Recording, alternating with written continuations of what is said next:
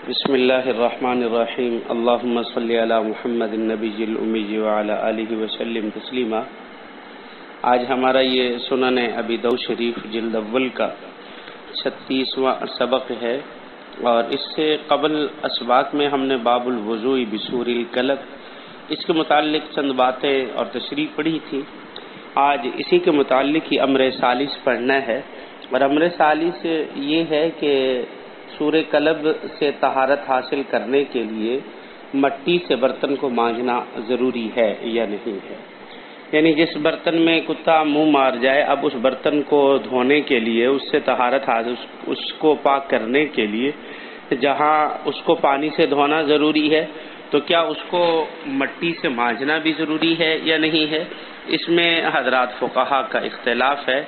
احناف و مالکیہ کے نزدیک اس برتن کو مٹی سے مانجنا ضروری نہیں ہے، اور شوافع اور حنابلہ کے ہاں ایسے برتن کو کہ جس میں کتا منہ مار جائے اس کی طہارت کے لیے مٹی سے مانجنا ضروری ہے۔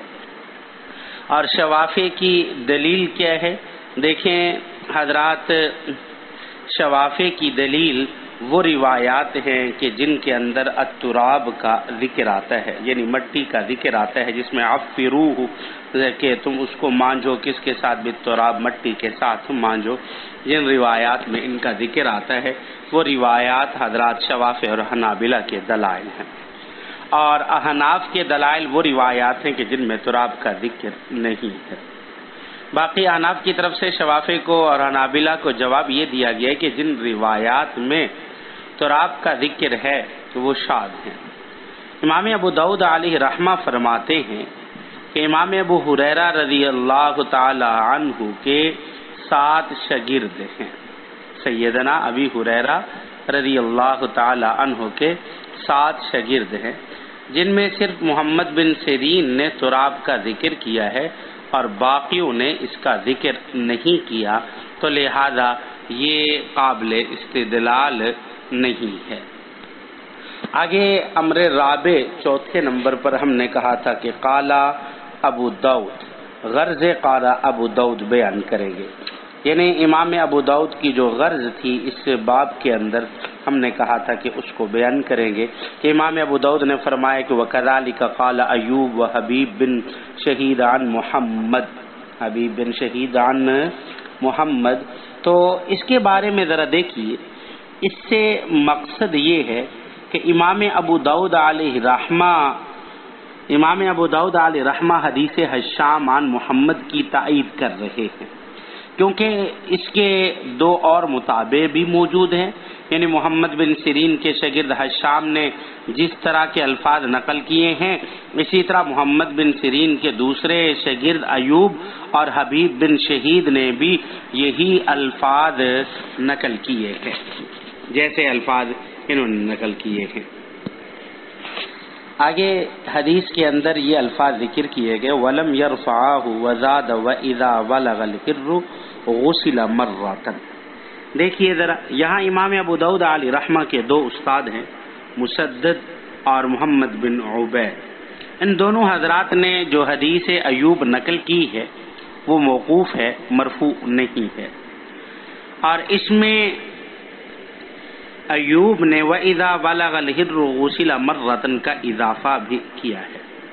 تو خلاصہ اس بات کا یہ ہے کہ محمد بن سیرین کے 4 شاگرد ہیں، حشام، ایوب، قتادہ اور حبیب بن شہید۔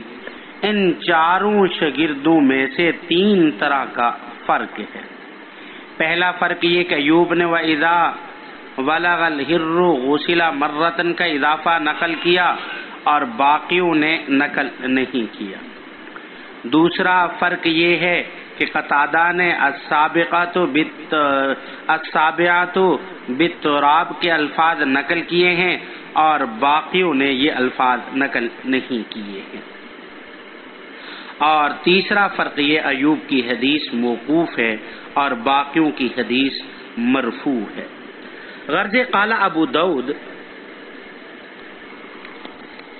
وَأَمَّا ابو صالح و ابو رزین، دیکھیں اس سے غرض اس بات کی طرف اشارہ کرنا ہے کہ محمد بن سیرین کی جس روایت میں تراب کا ذکر ہے وہ شاذ ہے، کیونکہ ابو ہریرہ رضی اللہ تعالی عنہ کے باقی 6 شاگرد تراب کا ذکر نہیں کر رہے، اور وہ 6 شاگرد یہ ہیں: ابو صالح، ابو رزین، اعرج اور ثابت احنف اور حمام بن منبہ اور ابو سدی عبد الرحمن۔ آگے حدیث کے آخر میں ہے قال ابو داؤد وہکذا قال ابن مغفل۔ دیکھیں یہ قول مصری اور کلمی نسخوں میں نہیں ہے، ہندی نسخوں میں موجود ہے۔ اس کی غرض میں 2 تقریریں کی گئی ہیں۔ پہلی تقریر یہ ہے کہ جس طرح ابن مغفل نے روایت ذکر کی ہے کہ 8 مرتبہ دھویا جائے اور 8ویں مرتبہ مٹی سے اس برتن کو مانجھا جائے، اسی طرح ان کا مذہب بھی یہی ہے، بخلاف سیدنا ابی ہریرہ رضی اللہ تعالی عنہ کے کہ ان کی روایت 7 مرات کی ہے اور ان کا مذہب اس کے خلاف ہے۔ ایک تقریر تو یہ ہے، اور دوسری تقریر یعنی قال ابو داؤد وہکذا قال ابن مغفل، تو اس کے بارے میں اس کی غرض میں دوسری تقریر یہ ہے کہ بعض نے کہا قالا کا جو فاعل ہے وہ ابن مغفل نہیں بلکہ راوی ہے، یعنی امام ابو داؤد علیہ رحمہ کہنا چاہتے ہیں کہ راوی نے ابن مغفل یہ بغیر الف لام کے ذکر کیا ہے، اس بات کو بتانا چاہتے ہیں۔ اللہ رب العزت ہمیں عمل کرنے کی توفیق عطا فرمائے۔ وما علینا الا البلاغ۔